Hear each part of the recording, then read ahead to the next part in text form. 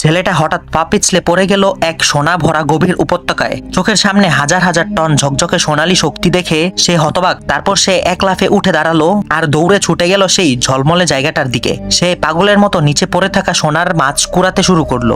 এই জায়গাটি আসলে ছিল প্রচলিত কিংবদন্তির সোনার উপত্যকা।